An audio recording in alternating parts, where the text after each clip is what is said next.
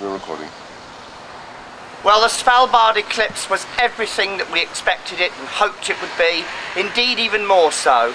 I would say of all the total eclipses I've seen so far in my life, this ranks certainly in the top 3 and maybe in the top 2. It was absolutely superb in every way. We were a few miles down the Adventdalen Valley from here where I'm standing now in Longyearbyen, and the location was magnificent. The surroundings, the mountains, the snowy landscape, absolutely beautiful. And the weather, well, incredible.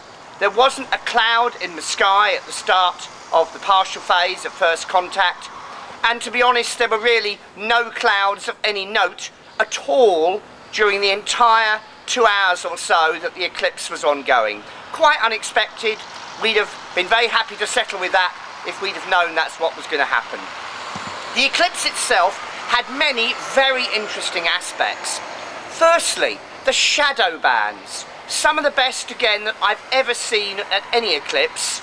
They began about 3 minutes before second contact. Certainly the earliest I've ever seen them, as quite slow-moving bands coming across the landscape, quite narrow, with a spacing of about this, and they became more obvious, obviously, as totality approached.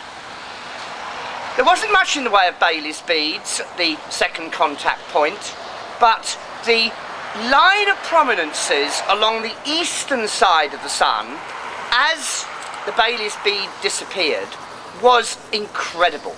There was a huge prominence at about the 11 o'clock position, easily visible by naked eye.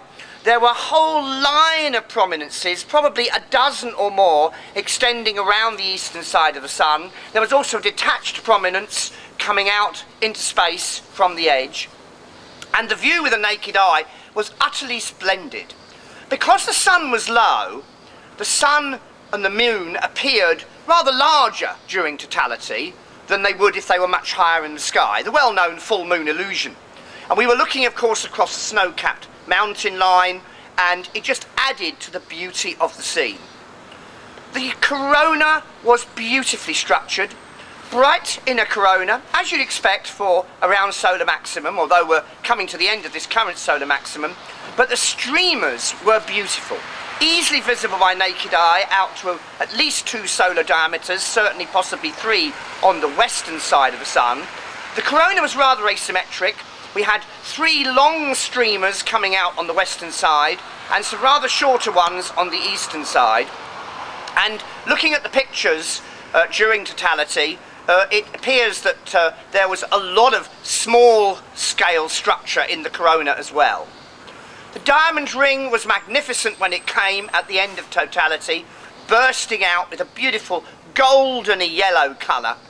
And also interesting there was the fact that, again, when looking at pictures around the third contact time, there is a lovely loop in the corona. Now, I don't know whether that was associated with the sunspot that was just leaving the solar disk at that point or not. I haven't yet been able to check on that. But all in all, it was incredible. We had more shadow bands at third contact and for a minute or so after. They didn't go on for as long after third contact as they'd been seen before second contact.